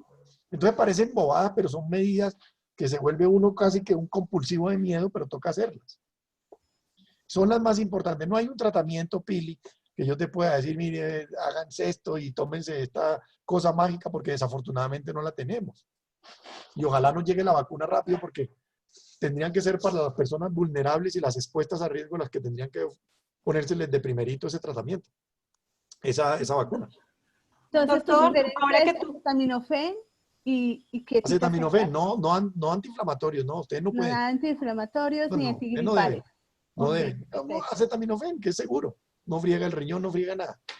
Doctor, ya que Pili tocó el tema de lo del COVID y todo esto, nosotros estábamos haciendo una pregunta a nuestro grupo focal y era si los pacientes de hipertensión pulmonar podrían participar en un estudio clínico del estudio de la vacuna para el COVID. En realidad, cuando se vaya a poner entre nosotros, ya es poner, porque ya el estudio va en curso. Ya va en curso. Pero nosotros podríamos participar sabiendo que somos pacientes pulmonares. Por supuesto. ¿No hay riesgo mayor? De hecho, todas ustedes están vacunadas con neumococo. Contra neumococo y contra todas las antigripales, que lo deben tener. Porque la mayoría de los pacientes que hemos tenido con COVID vienen con coinfección por el virus de la influenza B. Entonces quiere decir que hay coinfección. En la medida que ustedes usen también el tapabocas y la medida de lavado de manos, también les va a dar menos gripa. María Elena. Seguro. María Elena Villalba tiene una pregunta. No hay estudios para vacunas en este momento en Colombia, ¿no? Se empezó a hacer en Brasil y en Estados Unidos, ¿no? Donde se está haciendo. Pero cuando salga, que ya va a salir, porque ya están haciendo la producción masiva, lo están haciendo así, a riesgo. Porque eso ¿qué arriesgo? no. Porque de pronto sale la producción y el estudio clínico sale negativo y le toca mandar todas esas pollitas a la caneca, ¿no? Ok, doctor, tenemos una paciente desde Portugal que nos pregunta que usted considera que un paciente de hipertensión pulmonar que no esté medicado pueda realizar ejercicio. Sí, digamos la actividad física, actividad física. La actividad física es válida en todas las personas con hipertensión arterial pulmonar, de hecho les trae beneficio. Rehabilita el músculo, la parte periférica, la oxigenación periférica y mejora la fatiga. Lo que pasa es que el ejercicio debe estar limitado por los síntomas. Entonces no se puede extremar el ejercicio porque puede aparecer una hipertensión pulmonar aguda y le hace síncope. Entonces es determinado por síntomas. Ustedes saben más que cualquiera. Ustedes saben cuándo llegan, a qué cantidad y dicen, tengo que parar aquí porque si sigo yo sé que me va mal. Ustedes lo saben de memoria. Entonces ahí es donde aprenden y ustedes le dicen a uno, no doctor, usted No dígame, puedo más. yo hago actividad física y entonces uno debe ser actividad física limitada por síntomas. Tengo un poquito de síntomas, me estoy ahogando, paro. No voy a competir con nadie, punto. Pero la actividad física Bueno, es vital, vital para ustedes. yo aprovecho la cuña para contarles a todos los asistentes que desde la organización de pacientes todos los viernes a las 7 de la noche tenemos rehabilitación con nuestra fisioterapeuta Luz, quien también es paciente, y hemos tenido unos resultados magníficos. Vamos por la 8ª sesión, entonces a todos los que se quieran unir, los vamos esperando para esto.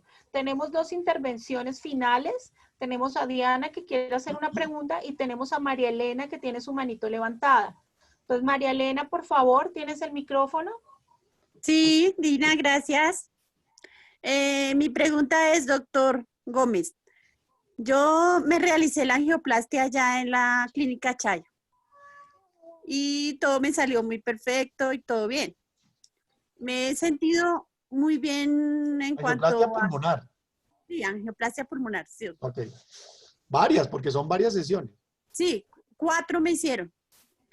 Y mi calidad de vida mejoró bastante, me he sentido muy bien, no me he vuelto a inflamar las piernas, he tolerado más el ejercicio, igual tengo que usar el oxígeno y los medicamentos, todo lo mismo, el doctor me sigue el tratamiento igual. Pero mi doctor de cabecera me dijo que me iba a tomar los exámenes para ver si me había funcionado la terapia o no. Entonces me hicieron primero la caminata de 6 minutos y me fue bien, pues caminé los 6 minutos, hice 410 metros, pero terminando la caminata tuve una frecuencia cardíaca muy alta, 170. Y me hicieron el electrocardiograma y me salió también que tengo el corazón muy grande y la insuficiencia cardíaca. Entonces el doctor dice que sigo de candidata para trasplante pulmonar. Entonces mi pregunta es, si yo realmente me he sentido mejor, ¿por qué los números en los exámenes? O sea, no entiendo por qué no puedo... Yo no veo que los números sean malos, porque tú te sientes de hecho mejor. Ese es el número más importante de todos, porque uno lo que hace es para mejorar la calidad de vida de la persona en su actividad normal. Ahora, simplemente se encontró una arritmia, 170 yo la investigaría, porque toda frecuencia por encima de 150 es una taquiarritmia. Y las taquiarritmias empeoran la condición de la persona, ya sea fibrilación auricular, que es la más común que da, porque la aurícula se crece mucho y entonces se llena como de cicatrices, y esas cicatrices generan una arritmia que se llama fibrilación auricular. Si uno la trata y la controla, le mejora dramáticamente los síntomas.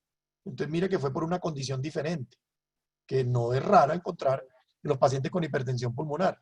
Ahora, que encontraron disfunción del ventrículo derecho, sí, claro, la tuviste porque tú tenías una hipertensión pulmonar tromboembólica crónica. Lo que habría que mirar es si hay que hacer más angioplastias, porque puede haber más vasos. ¿Ya? Eso es todo. Pero en principio, entre más se posponga, y si la condición clínica tuya es muy buena, entre más se posponga un trasplante pulmonar, eso es lo que uno hace. Y más tú que te sientes bien. Ok.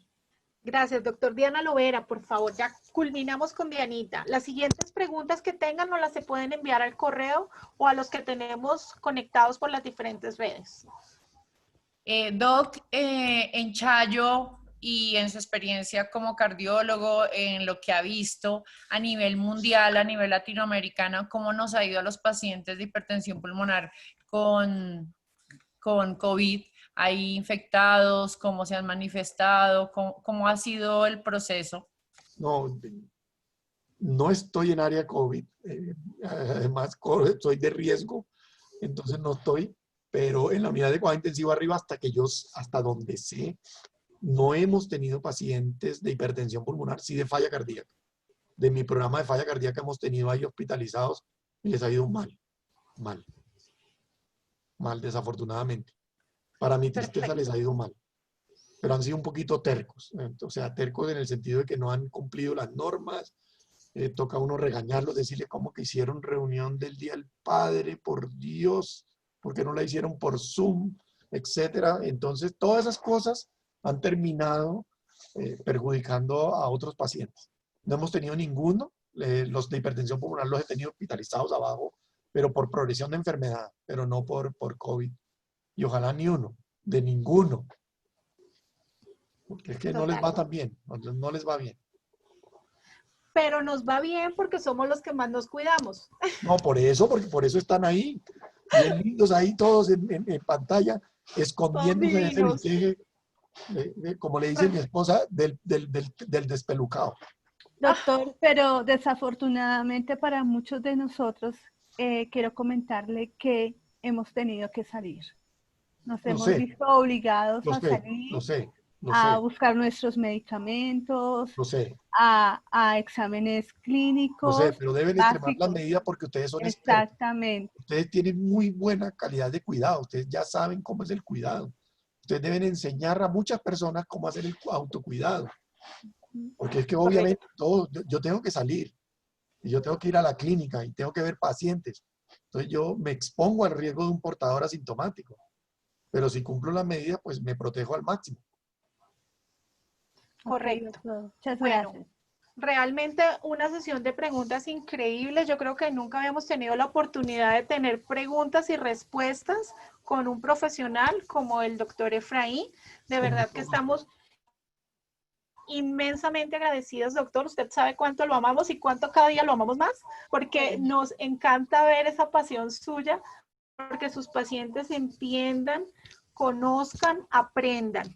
Quiero contarle que aparte de todos los pacientes que tenemos cuidadores, lo cual los honramos y los exaltamos porque ellos son parte fundamental en nuestro proceso. Entonces, para todos ustedes, ya saben, nos encuentran en las redes sociales como ASHPA.co y en Facebook como Comunicaciones ASHPA. Dentro de 15 días tendremos nuestra próxima sesión de conferencia virtual. Pueden estar pendientes de las redes, manejaremos el mismo estilo del evento y así lo haremos cada 15 días. Entonces, muchísimas gracias a todos. Felices, las mejores recomendaciones, toda la esperanza, sí se puede. Tienen compañeras aquí en el grupo que llevan muchos años de diagnóstico con una calidad de vida buena. Entonces, ante todo, un mensaje de verdad de que sí se puede. Tener una buena relación con su médico tratante es importante.